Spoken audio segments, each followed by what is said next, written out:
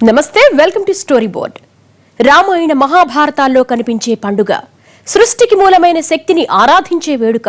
ఆశ్వయుజ శుద్ధ పాడ్యమి నుండి ఆశ్వయుజ శుద్ధ నవమి వరకు నవరాత్రి, శరన్నవరాత్రి పేరేదైనా కానివ్వండి.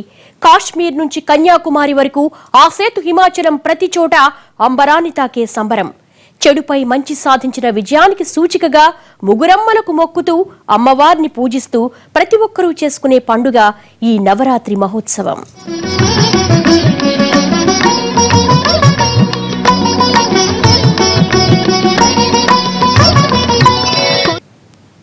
రాముడు రావణుణ్ణి గెలిచిన రోజు, దుర్గాదేవి మహిషాసురుని వధించిన రోజు, పాండవులు కౌరవుల్ని జయించిన రోజు, చెడుపై మంచి విజయం సాధించిన రోజు. ఇంతకంటే గొప్ప రోజేముంటుంది? ఇదే ఉత్సవం, ఇదే పండుగ.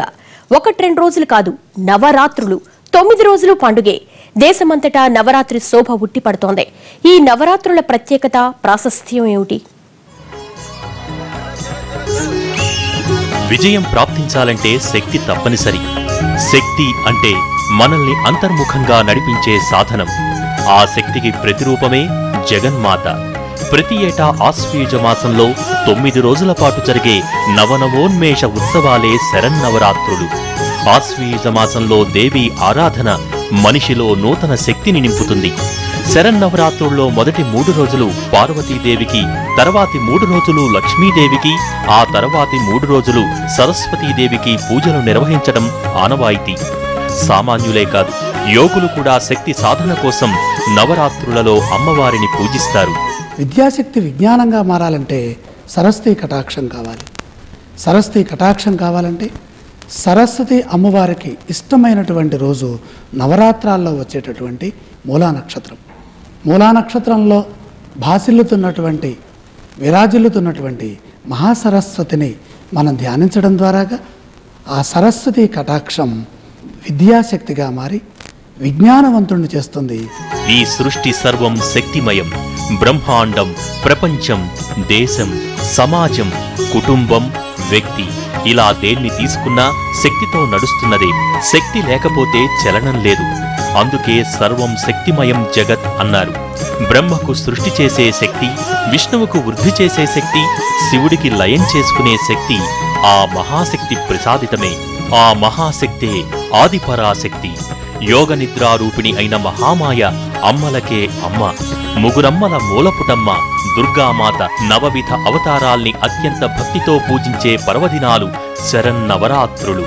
దేవీ భాగవతంలో శక్తి స్వరూపిణి మాతకు త్రిమూర్తులైన బ్రహ్మ, విష్ణు, మహేశ్వరుల కన్నా అధిక ప్రాధాన్యతనిచ్చారు.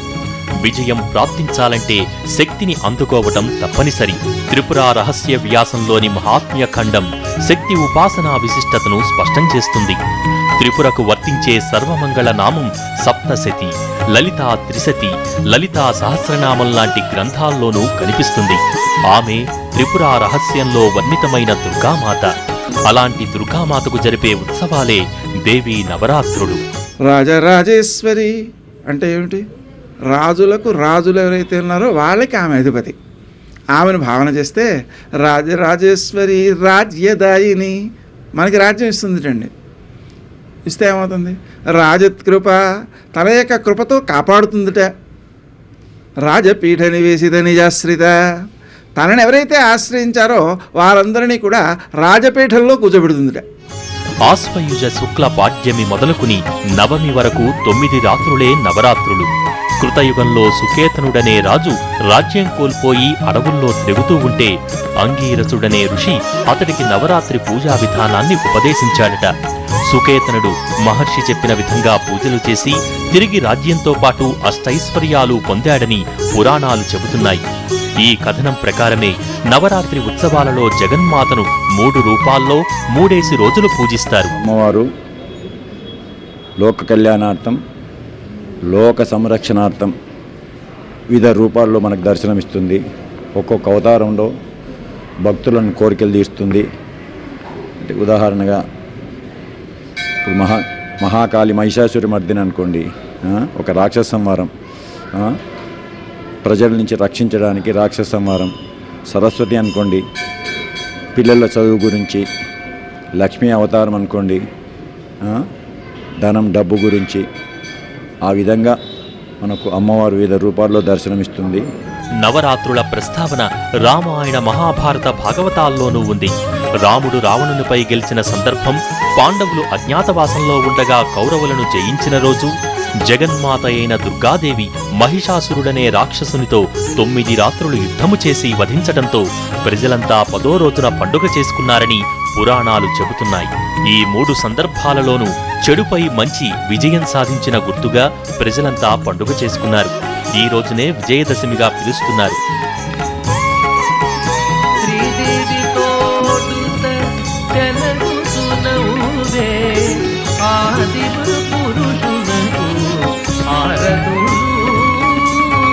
నవరాత్రి ఉత్సవాల రోజుల్లో ఆలయాలలో పార్వతీదేవికి రోజుకు ఒక అలంకరణ చేస్తారు. ఇలా ఒక్కో ప్రాంతంలో ఒక్కోలా నామాలు ఉంటాయి.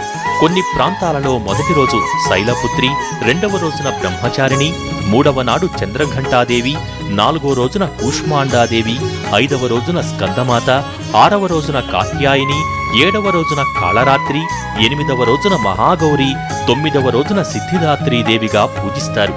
కొన్ని ప్రదేశాలలో పార్వతీదేవిని కనకదుర్గగా, మహాలక్ష్మిగా, అన్నపూర్ణగా, గాయత్రిగా, బాలాత్రిపుర సుందరిగా, రాజరాజేశ్వరిగా, మహిషాసుర మర్దినిగా ఆరాధిస్తారు. శారదాం శారదాం భోజే వదనాం వదనాం భజే సర్వదాం సర్వదస్మాకం సన్నిధిం కురు. ఎటువంటి సమస్యలు ఉన్నా కూడా, ఏ యొక్క ఇబ్బందులున్నా కూడా చల్లగా చూసే తల్లి అమ్మ తల్లి. ఆ అమ్మ తల్లిని మనం కొలిచినా సరే మనకి ఎటువంటి సమస్యలు ఉన్నా సరే త్వరగా నెరవేరుతాయి.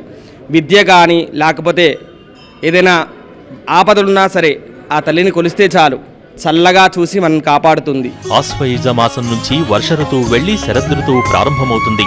ఈ ఋతువులో వర్షాకాలం ముగిసి చలికాలం మొదలవుతుంది.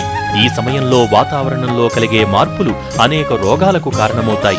అందుకే ఆశ్వయుజ శుద్ధ పాడ్యమి నుంచి నవమి వరకు శక్తి ఆరాధన పేరుతో ప్రజలంతా శుచిగా, శుభ్రంగా ఉండి జగన్మాతను పూజిస్తే సకల శుభాలు కలగటంతో పాటు ఆయురారోగ్యాలు కలుగుతాయనేది ఈ వేడుకలలో అసలు మర్మం. స్వల్ప విరామం తీసుకుందాం.